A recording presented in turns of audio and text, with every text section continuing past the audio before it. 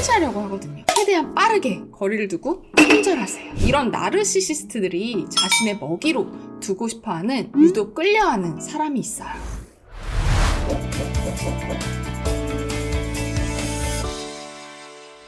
안녕하세요. 러브커넥트 유주안입니다. 여러분 괜찮으세요? 지금 나르시시스트와 엮인 것 같다는 생각이 드는 분, 큰 상처를 입으신 분, 오늘 이 영상 꼭 끝까지 봐주세요. 나르시시스트 주변에 한 명쯤은 계시죠? 혹시 썸남 썸녀 또는 연인으로 만나보신 적은 있으신가요? 아니면 현재 만나고 계신 분이 나르시시스트로 의심이 되시나요? 아니면 이미 호되게 당하고 절망 중이신가요? 실제로 나르시시스트를 만나서 마음고생 실컷 하고 상처받아서 찾아오시는 분들 꽤 있으시거든요. 나르시시스트가 정확히 어떤 존재인지 모르는 분들을 위해 간단하게 설명을 드리자면요. 자신의 욕구가 너무 중요해서 상대방의 감정을 무시하고 관계를 자기 뜻대로 통제하려고 하는, 심리적으로 건강하지 못하고 결핍된 사람들의 유형 중 하나입니다. 이런 분들을 지인으로 두어도 피곤할 수 있는데요. 아주 밀착된 관계인 연인으로 지냈다면 가스라이팅, 감정적 통제, 반응 통제, 책임 전가, 비난, 감정 기복, 자기 연민을 이용한 감정적 착취 등으로 당한 사람은 마음에 아주 큰 상처가 남게 됩니다. 오래 만날수록 자존감이 떨어지고요. 극심한 우울감과 불안감을 느끼게 되기도 하죠. 그런데 이런 나르시시스트들이 자신의 먹이로 두고 싶어하는, 유독 끌려하는 사람이 있어요. 궁금하시죠? 내가 대체 왜 먹잇감이 된 걸까? 왜 나는 이런 사람과 엮인 걸까? 단순히 나의 외모, 능력 등의 매력 때문만은 아닌데요. 오늘 이 영상을 통해서 내가 나르시시스트가 꼬일 수밖에 없었던 그 진짜 이유를 알려드리려고 합니다. 이미 고통받은 분들이 있다면 다시는 엮이지 않는 방법까지 알려드리니까요. 오늘 영상 꼭 끝까지 봐주세요. 첫 번째, 칭찬을 잘한다. 나르시시스트는 자신의 능력과 가치에 대한 긍정적인 평가가 원천인 만큼 칭찬을 잘해주는 사람을 곁에 두고 싶어 합니다. 칭찬은 누구나 다 좋아하는 거 아닌가요? 라는 의문이 드실 거예요. 하지만 실제로 자존감이 낮은 분들일수록 외부의 평가에 의존하는 거 잘 아시죠? 나르시시스트들은 자신의 자존감을 외부의 평가에 더 많이 의존해요. 그만큼 칭찬을 받으면 자기 자신을 더 사랑하게 되거든요. 그리고 자신의 성취와 매력을 확신하게 되죠. 미국의 오하이오 주립대학교의 교수인 부시먼의 연구 결과에 의하면 나르시시스트들은 칭찬을 많이 받을수록 자신의 행동이나 의견이 항상 옳다고 믿게 되고 자기중심적인 행동을 강화하게 된다고 합니다. 따라서 칭찬을 잘하는 사람일수록 나르시시스트들의 자아 정서, 특히 자존감에 긍정성과 안정성을 주기 때문에 나르시시스트들이 이러한 사람에 끌려서 곁에 두고 싶어 한다고 해요. 이 상대방의 긍정적인 반응을 통해서 자신의 욕구를 충족하고 관계를 자신에게 유리하게 유지하려고 이용하는 거죠. 두 번째, 용서를 잘한다. 여러분도 잘 아시다시피 나르시시스트들은 자신이 긍정적으로 평가받는 거에 대한 욕구가 되게 커요. 용서를 잘하는 사람들은, 보통의 사람들은 잘 이해하지 못하고 부정적으로 평가하는 행동을 이해해주려고 하는 특성이 있어요. 이러한 특성은 자존감이 낮은 나르시시스트들의 입장에서는 자신을 인정해주고 격려해준다는 기분을 느끼게 하죠. 무엇보다 위스콘신 대학교의 로버트 엔라이트 교수는 나르시시스트들이 상대방의 용서를 이용해서 자신의 행동을 정당화하려고 하는 특성이 있다고 했는데요. 자신의 잘못을 인정하지 않고 책임을 회피하려고 하는 특성상 자신의 잘못된 행동을 합리화하고 남 탓을 하기에도 너무 좋다는 거죠. 이렇듯 용서를 잘하는 사람들은 나르시시스트들의 행동을 긍정적으로 잘 수용해주기 때문에 나르시시스트 입장에서는 자신의 우월감과 관련된 감정적 안정감을 유지할 수 있기 때문에 곁에 두고 싶어 합니다.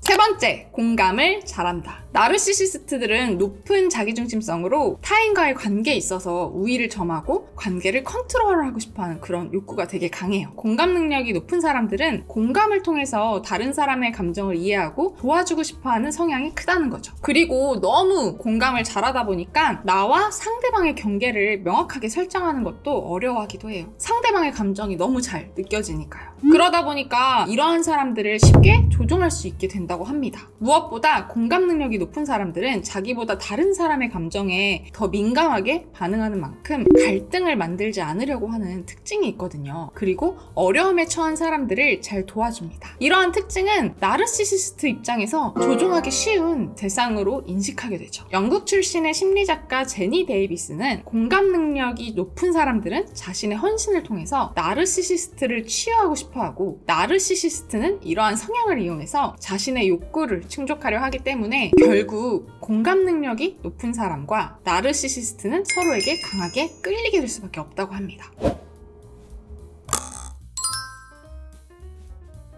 네 번째, 감정을 잘 표현한다. 감정 표현력이 풍부한 사람들은 자신의 속마음과 생각, 감정들이 잘 드러나기 때문에 나르시시스트들이 조종할 수 있는 기회를 많이 줄 수밖에 없어요. 나르시시스트들은 다른 사람의 감정을 통제하기 위해서 다른 사람의 감정적 반응을 주의 깊게 관찰하는 습관이 있습니다. 상대방의 감정적 반응을 조작해서 자신에게 유리하게 이용하려고 하는 특징이 있는데요. 자신이 다른 사람의 감정에 영향을 주고 이를 기반으로 자기가 원하는 방향으로 관계의 흐름을 통제할 수 있다고 느낄 때 그 사람에게 스스로를 중요한 존재라고 느끼며 큰 만족감을 느끼기 때문이에요. 미국 출신의 나르시시즘 전문 신경심리학자 론다 프리먼 박사 또한 나르시시스트들이 사람들의 감정 표현과 공감 능력을 이용해서 자신이 강력한 통제력이 있다는 느낌을 얻고 자존감을 충족하려 한다고 했어요. 즉, 자신의 통제력을 확인하기 위해서 감정 표현을 잘하는 사람들을 곁에 두려고 한다는 거죠.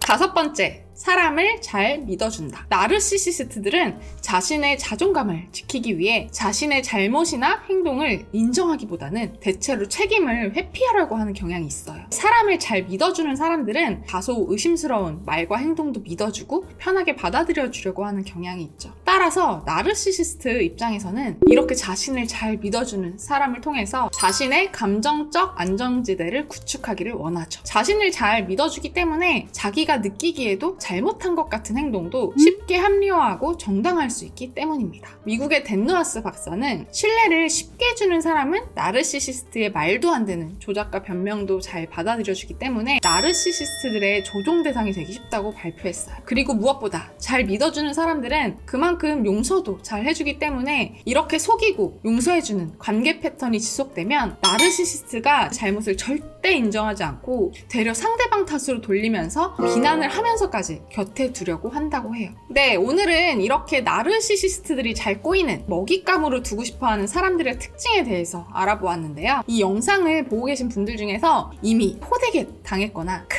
상처를 입으신 분들도 많으실 것 같아요. 다시는 엮이지 않기 위한 간단한 방법을 알려드리자면, 우선 나르시시스트들은 초반에 과도한 애정 표현을 보이면서 빠르게 다가와요. 나에게 너무 빠르게 다가오는 사람이 있다면 그 관계 속도를 조절해보는 게 필요할 것 같아요. 그리고 무엇보다 나르시시스트라는 판단이 들면 최대한 빠르게 거리를 두고 손절하세요. 만약에 쉽게 거리를 두기 힘든 관계라면 나 스스로를 지키고 보호할 수 있는 경계를 명확하게 지키는 게 중요해요. 그렇지 않으면 자꾸만 내 인생과 감정에 침범해서 통제하려고 하거든요. 특히 나의 감정을 무시하고 내 주변 사람들과의 관계를 끊게 만들며 무조건 자신에게 맞추도록 유도할 때 그대로 휩쓸려 가지 말고 객관적으로 판단하고 상대방의 무리한 요구를 무시하거나 거부 의사를 정확하게 표현할 줄 알아야 돼요. 가장 중요한 점은요, 나르시시스트와 엮이지 않기 위한 이 모든 것을 실천하기 위해서는 나 스스로를 지키고 보호할 수 있는 힘이 있는 자존감이 높고 단단한 사람이어야 해요. 제가 매번 영상을 만들 때마다 느끼는 거지만 자존감이라는 거는 커다란 영역인 만큼 관계와 연애를 잘함에 있어서 정말 중요한 요인이라는 걸 느껴요. 여러분, 연애 잘하고 싶다면 이상한 사람한테 꼬여서 상처받고 싶지 않다면 연애 기술만 쫓아서 누군가를 꼬실 생각만 하기 이전에 내 자존감을 단단하게 키우면 사랑과 연애에 있어서 상처도 줄어들고 훨씬 더 좋은 사람 만날 수 있을 것 같아요.